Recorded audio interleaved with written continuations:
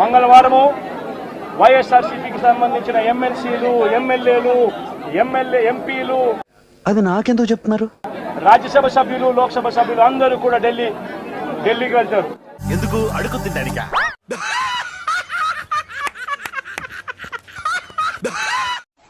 కుంభకర్ణుడైనా 6 నెలలు నిద్రపోతాడు, 6 నెలలు పనిచేస్తాడు. జగన్మోహన్ రెడ్డి గారు అయితే 4.5 సంవత్సరాలు నిద్రపోయారు. ఆఖరణ ఇప్పుడు నిద్రలేశారు.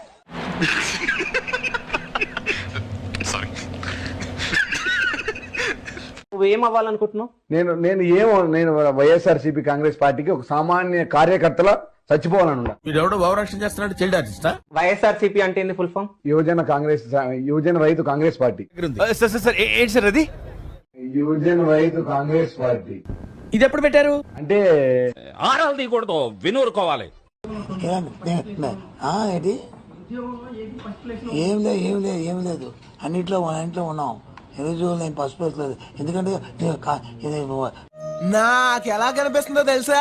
ఏనుగు తంతం, త్రిఫల చౌరం, ఎలుగు పంటి కొవ్వు, సదవారి వేరేనే, వెంట్రుకలు పెరగటానికి తగిన అన్ని వస్తువుల్ని కలిపి. అబ్బో అలా కనిపిస్తుంది. And the difference between Sakshi and any other publication is Sakshi అబద్ధాలు ఎప్పుడు చెప్పదు, ఎప్పుడే కానీ చెప్పదు. Without verifying a fact we never publish. Ramachandra ఈడు ఓరాక్షన్ భరించలేకపోతున్నాను రా. సాక్షి పేపర్ ఏదో చూపిస్తూ సాక్షి పేపర్ లో వచ్చింది. సాక్షి పేపర్ లో వచ్చింది తప్పు రాసినారు అధ్యక్ష. అంటే అది ఎప్పుడే కానీ చెప్పదు. Without verifying a fact we never publish. ఒక ఆదర్శంతో స్థాపించాలని చెప్పారే. ఆదర్శాలు అన్నం పెట్టవమ్మా, ఊరికే మాట్లాడుకోవడానికి బాగుంటాయి. భారతి, నీకు అసలు ఛానల్ నడపటం రాదు, పత్రిక నడపడం అంతకన్నా రాదు, అబద్ధాలతోటే నడుపుతావు. నీ సాక్షి పత్రిక టాయిలెట్ పేపర్ కన్నా హీనం. ఇంకోసారి సాక్షి పత్రిక టాయిలెట్ పేపర్ కన్నా హీనం.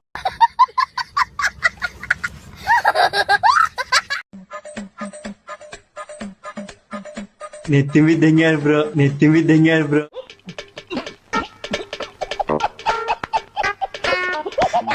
వాళ్ళు అంబేద్కర్ గారిని అవమానించడమే కాకుండా ఆయన ఏ వర్గాలకైతే అండగా నిలబడ్డాడో, ఇవన్నీ దేనికి సార్? దేనికేంటి? ఆ ఎస్సీ, ఎస్టీ, బీసీ, మైనార్టీ మహిళల్ని కూడా అవమానించినట్టే. కాబట్టి ఆ మాట నువ్వు చెప్పకూడదు. ఎందుకు చెప్తున్నావు? ఆ మాట నువ్వు చెప్పకూడదు. వారందరూ కూడా ఆ ఛానల్ ని, ఆ పత్రికల్ని బాయ్కాట్ చేసి, ఫ్లాష్ బ్యాక్, రండి మీతో మాట్లాడాలి, రండి దూరంగానే నించోండి, మేమేమి ఎస్సీ ఎస్టీలం కాదు. ఏంటి బాబా అన్న? ఇంకోసారి అన్న? మేమేమి ఎస్సీ ఎస్టీలం కాదు, అంత దూరం నుంచి మాట్లాడాల్సిన అవసరం లేదు. ఒరే అన్న రూల్స్ పెడతారు, ఆయన ఫాలో అవ్వరు, కానీ మనం ఫాలో అవ్వాలి. జగన్మోహన్ రెడ్డి గారికి రిమోట్ కంట్రోళ్ల గురించి బాగానే అవగాహన ఉంది. ఎందుకంటే గత 5 సంవత్సరాలుగా జగన్మోహన్ రెడ్డి గారు కేంద్రంలో మోడీ చేతిలో ఒక రిమోట్ కంట్రోల్ గా ఉన్నారు. ఏమిటండి మీరు మాట్లాడేది? రాష్ట్రంలో తన ఇంట్లో ఉన్న వాళ్ళ చేతుల్లో రిమోట్ కంట్రోల్ గా ఉన్నారు. ఇద్దరి పేర్లు బీతోనే మొదలవుతాయి, బీజేపీ అయినా ఇంట్లో ఉన్న వాళ్ళైనా. శత్రువులు ఎక్కడో ఉండర్రా, చెల్లెళ్ళు కూతుళ్ళు రూపంలో మారువేషాలు వేసుకుని మన కొంపలోనే తిరుగుతూ ఉంటారు. Assess him as a politician and a possible future prime minister. At least a candidate aspiring to be one. చెప్పు, ఏదో ఒక్కటి చెప్పు, ఒక్కటైనా. Let me not be too critical there. No, but you should assess people. అరిత, నువ్వు అర్థం చేసుకోకుండా మాట్లాడుతున్నావు. నాకేం తెలీదు, బాగా తింటాను, తిరుగుతాను. Your assessment as a chief minister of a large population in Andhra Pradesh is important. అరే మాట్లాడరా, అరే మాట్లాడరా. What's your analysis, critical analysis of him as a aspiring prime ministerial candidate? Brother, రాధనేనే చెప్పు. Are you holding yourself back? Why should I criticize somebody is all what I'm saying. So, if you say something about him, it will be critical? తక్కువ మనం ఎలా చెప్తాం, ఆలోచించాల్సిందే. సరే ఆలోచించి చెప్పు. Committed politician, a committed leader 24/7 politician.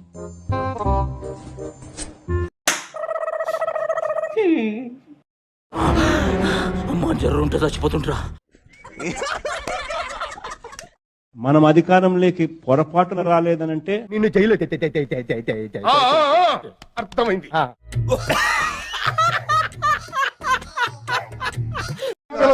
నేను మురళి నేను నీకు చెప్పా ఇలాంటి చీఫ్ ఫెలోతో నాకు వద్దని. ఏంటి బ్రో అంత మాట అన్నావు? ఇలాంటి చీఫ్ నా కొడుకులతో నాకు వద్దని చెప్పా.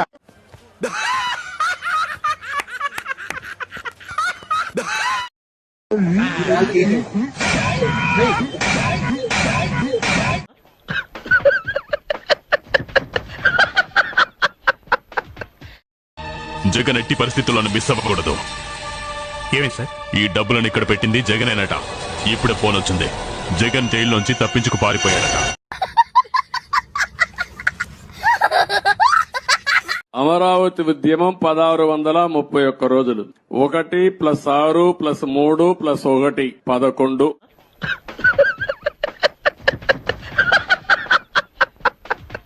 అన్ని అంకులు కలిపితే జగన్ కు వచ్చిన సీట్లు 11. అంటే 2 సరిపోయినాయి. ఇదే దేవుడు రాసిన స్క్రిప్ట్. వేసేసాడు, బాగా వేసేసాడు. ఈ ఎన్నికల్లో మీ బిడ్డ ఒక్కడు అందరినీ మోసం చేశారు కాబట్టి.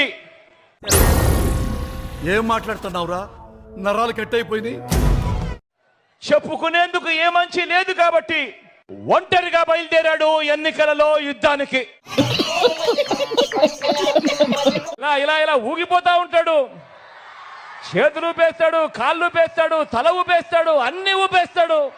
సరే, ఆయన బాధపడతా ఉన్నారు, నేను ఊగిపోతా మాట్లాడతానని చెప్పి. సరే, నేను పని చేస్తాను ముఖ్యమంత్రి గారికి, రేపటి నుంచి ఇలా ఇలా ఇలా మాట్లాడు. ఇక రేపు దయచేసి నేను ఇట్లా నేను మాట్లాడు. నేనేం మాట్లాడతానంటే, ఈ రోజు నుంచి నేను మీకు బాగా పనిచేస్తాను. ఈ పోలవరం ప్రాజెక్ట్ అనేది వెరీ వెరీ కాంప్లికేటెడ్. అంత తేలిగ్గా అర్థం కాదు. ఏంటి అంత అర్థం కాదని గట్టిగా చెబుతున్నానంటే నాకు అర్థం కాలేదు కాబట్టి.